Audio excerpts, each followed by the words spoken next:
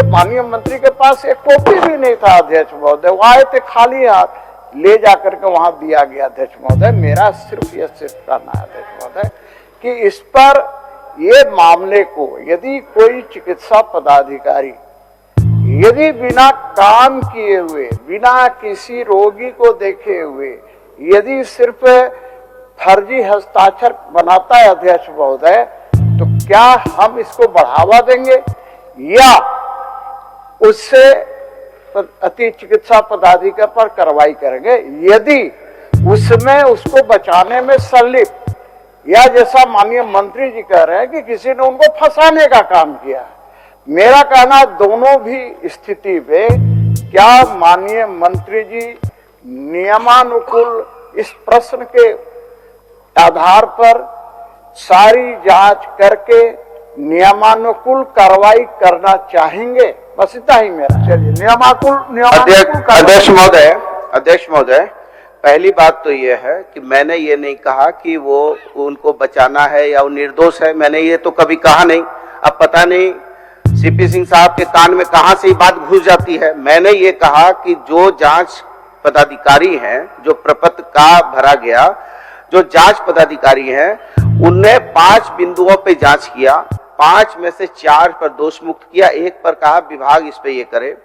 दूसरा है कि मैं भी तो ये कह रहा हूं कि जब उनको जो उत्तर में ये जाना चाहिए था कि माननीय उच्च न्यायालय में इस तरीका का एक मामला दायर किया है, तो वो जवाब में आना चाहिए था। ठीक है, बड़े भाई हैं प्रदीप यादव जी, ठीक कहा, लेकिन प्रदीप जी ऐसा है कि आप भी मंत्री रहे हैं, कई टर्म के आप एमएलए रहे हैं, लेकिन जब विभाग के क्वेश्चन सब आते हैं लगातार तो कुछ कुछ थोड़ा होता है, तो आप भी बाल का खाल मत निकालिए, उतने आप भी विद्वान नहीं हैं। ठीक है, इसलिए मैं कहना चाहता हूं अध्यक्ष महोदय कि मैं माननीय सदस्य आदरणीय सीपी सिंह जी से क्या उनका पूरक है पूछें तो हम जवाब देंगे अध्यक्ष महोदय। माननीय अध्यक्ष महोदय, आपके माध्यम से मैं माननीय मंत्री जी से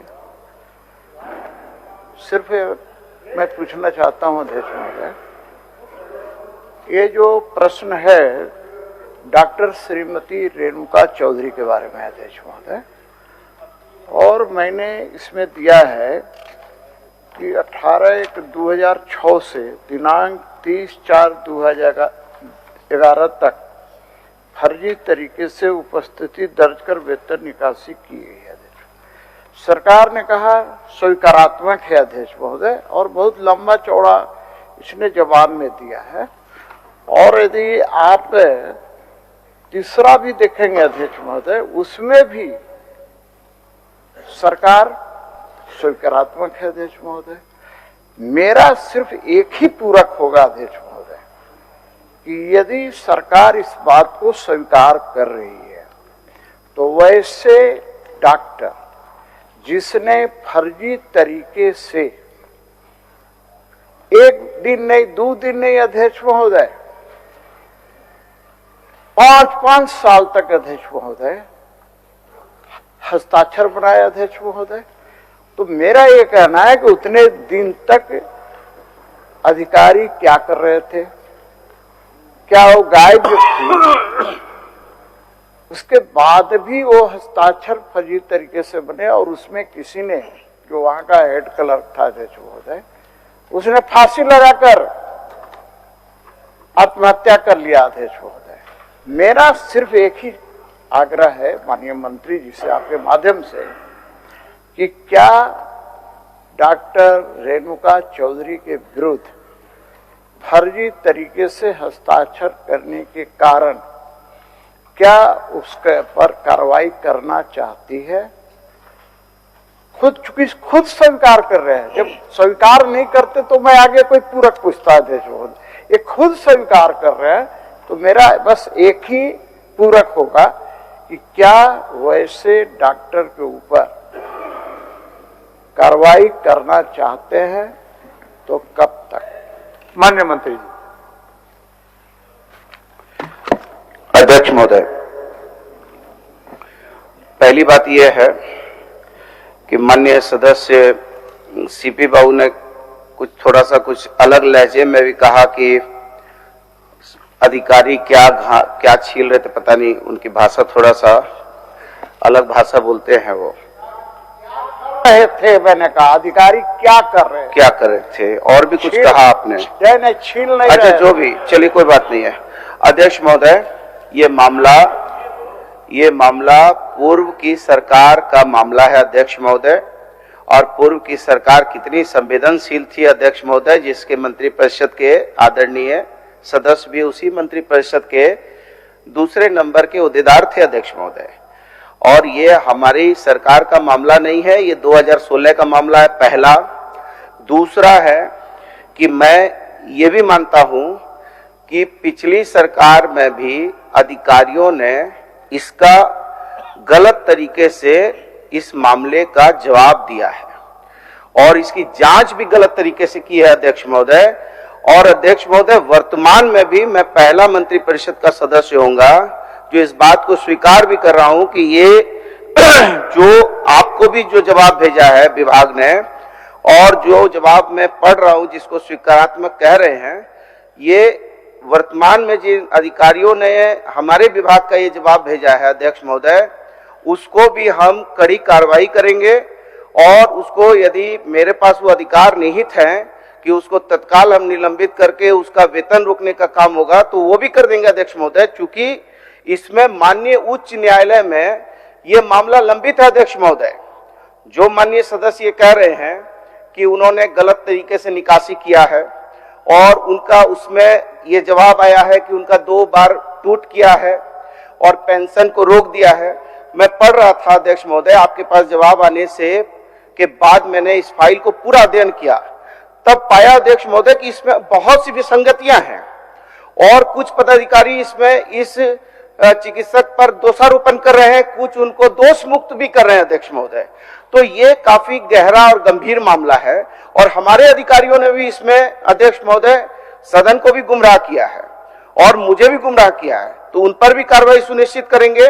और निश्चित तौर पर जो सदस्य की इच्छा है, जो जानना चाहते हैं, ये मामले का माननीय उच्च न्यायालय का जो आदेश निर्देश होगा, उसके आदेश निर्देश के फलाफल पर जो आएगा उसी को हम आगे जो है कार्रवाई करेंगे अध्यक्ष महोदय। ठीक है अध्यक्ष महोदय, कार्रवाई चाहते हैं तो कार्रवाई तो स्वीकार कर लिए। नहीं अध्यक्ष महोदय, ठीक है, नहीं है अध्यक्ष महोदय। बताइए तो क्या आप थोड़ा, माननीय मंत्री जी जो कहा, इन्होंने क्या कहा कि उस चिकित्सक को निलंबित करके कार्रवाई करेंगे अध्यक्ष महोदय। पहली बात, ये सेवानिवृत्त है, अध्यक्ष महोदय मेरी बात गलत ये कर रहे हैं। निलंबित करेगा क्या? चिकित्सक को निलंबित करने की बात नहीं की है अध्यक्ष महोदय, मैंने अधिकारी को निलंबित करने की बात की है। चिकित्सक तो सेवानिवृत्त हो गए, उनको कैसे निलंबित करेंगे हम? अध्यक्ष महोदय, जब ये माननीय मंत्री जी ने बड़ी कठोरता दिखाई है जवाब में कार्रवाई करने की बात। मैं एक सलाह देना चाहता हूं मंत्री जी को कि इस प्रश्न के उत्तर आने के पहले, हस्ताक्षर करने के पहले ये बातें देखनी चाहिए थे मंत्री जी को, ना कि उत्तर भेज के देखनी चाहिए थी। जिस कार्रवाई की आप बात कर रहे हैं, पूरी फाइल आपको पहले पढ़नी चाहिए थी, जो मेरी सलाह है। बाद में ये कह देने से कि उत्तर उन्होंने गुमराह किया, बिना मंत्री के हस्ताक्षर के पहले कोई प्रश्न का उत्तर आता नहीं, जैसा मुझे जानकारी है। मुझे भी मंत्री रहने का मौका मिला है और लोगों को मौका मिला है। तो माननीय मंत्री जी, इस प्रकार के उत्तर आप दे रहे कठोर से, स्वागत है आपके उत्तर का, लेकिन यह काम आपके हस्ताक्षर के पूर्व आपको करना चाहिए था, ये मेरा आग्रह होता है। माननीय सीपी बाबू, आप पूछ लीजिए। माननीय अध्यक्ष महोदय, मैं तो एक ही प्रश्न पूछा था अध्यक्ष महोदय। अब इन्होंने कहा कि माननीय उच्च न्यायालय में लंबित है अध्यक्ष महोदय, तो मुझे कैसे पता चलेगा कि उच्च न्यायालय में है कि सर्वोच्च न्यायालय में है? इसलिए कि इस प्रश्न में, उत्तर में कहीं भी यह नहीं दिया हुआ अध्यक्ष महोदय, आप एक बार पढ़ लीजिए, ये माननीय उच्च न्यायालय में है। इन्हीं की सरकार ने उत्तर दिया है अध्यक्ष महोदय। सरकार सरकार होती है, पूर्ववर्ती सरकार, ये सरकार, वो सरकार नहीं, अभी तो 3 साल 3.25 साल से आप सत्ता में हैं। और ठीक कहा प्रदीप यादव जी ने, प्रदीप यादव जी मंत्री रहे हैं, कि उत्तर पर सिग्नेचर करने के पहले सारी चीजें देख लेते हैं, यदि कहीं शंका लगती है तो पूरा लिख करके उसको वापस करते हैं कि इसको आप सल्लेख पर रखिए। तो ये सारी चीजें नहीं हुई है अध्यक्ष महोदय। और अभी मैंने देखा अपनी आंखों से कि उनके माननीय मंत्री के पास एक कॉपी भी नहीं था अध्यक्ष महोदय, वो आए थे खाली हाथ, ले जाकर के वहां दिया गया अध्यक्ष महोदय। मेरा सिर्फ कहना है अध्यक्ष महोदय कि इस पर ये मामले को यदि कोई चिकित्सा पदाधिकारी यदि बिना काम किए हुए, बिना किसी रोगी को देखे हुए, यदि सिर्फ फर्जी हस्ताक्षर बनाता है अध्यक्ष महोदय, तो क्या हम इसको बढ़ावा देंगे या उससे अति चिकित्सा पदाधिकारी पर कार्रवाई करेंगे यदि उसमें उसको बचाने में संलिप्त, या जैसा माननीय मंत्री जी कह रहे हैं कि किसी ने उनको फंसाने का काम किया। मेरा कहना दोनों भी स्थिति में क्या माननीय मंत्री जी नियमानुकूल इस प्रश्न के आधार पर सारी जांच करके नियमानुकूल कार्रवाई करना चाहेंगे? बस इतना ही मेरा। चलिए, नियमानुकूल अध्यक्ष महोदय, पहली बात तो ये है कि मैंने ये नहीं कहा कि वो उनको बचाना है या वो निर्दोष है, मैंने ये तो कभी कहा नहीं। अब पता नहीं सीपी सिंह साहब के कान में कहां से ये बात घुस जाती है। मैंने ये कहा कि जो जांच पदाधिकारी हैं, जो प्रपत्र का भरा गया, जो जांच पदाधिकारी हैं, उनने 5 बिंदुओं पे जांच किया, 5 में से 4 पर दोष मुक्त किया, 1 पर कहा विभाग इस पे ये करे। दूसरा है कि मैं भी तो ये कह रहा हूं कि जब उनको जो उत्तर में ये जाना चाहिए था कि माननीय उच्च न्यायालय में इस तरीका का एक मामला दायर किया है, तो वो जवाब में आना चाहिए था। ठीक है, बड़े भाई हैं प्रदीप यादव जी, ठीक कहा, लेकिन प्रदीप जी ऐसा है कि आप भी मंत्री रहे, कई टर्म के आप एमएलए रहे हैं, लेकिन जब विभाग के क्वेश्चन सब आते हैं लगातार तो कुछ कुछ थोड़ा होता है, तो आप भी बाल का खाल मत निकालिए, उतने आप भी विद्वान नहीं हैं। ठीक है, इसलिए मैं कहना चाहता हूं अध्यक्ष महोदय कि इनको मैंने ना किसी को बचाने की बात की, ना किसी को फंसाने की बात की, लेकिन नैसर्गिक न्याय तो सबके साथ होना चाहिए। यदि जांच पदाधिकारी जांच में इस तरह की बात लिख रहे हैं, फिर उप विकास आयुक्त इस बात को उसके डॉक्टर के पक्ष में लिख रहे हैं, कोई पदाधिकारी उसको आरोपित कर रहा है, कोई उसको बरी कर रहा है, फिर माननीय उच्च न्यायालय में ये मामला दायर है, तो अध्यक्ष महोदय ये जवाब में आना चाहिए था। ठीक है, you do a mistake is not a mistake, you do not accept the mistake is the mistake as the mistake. आगे हम ध्यान रखेंगे इस बात का, लेकिन मैं जो जवाब दे रहा हूं पूरी दिल से और दिमाग से और निष्पक्षता से जवाब दे रहा हूं अध्यक्ष महोदय। इसमें कोई इब्बत की बात नहीं है, भाई लंबाई रबड़ की तरह टानते रहिए। नहीं, आप तो कार्रवाई की मांग किए ना माननीय मंत्री जी। प्रश्नगत विषय जो है इसमें माननीय सदस्यों का जिज्ञासा है कि अगर ऐसा अनियमितता है तो उस पर कार्रवाई होगी या नहीं होगी?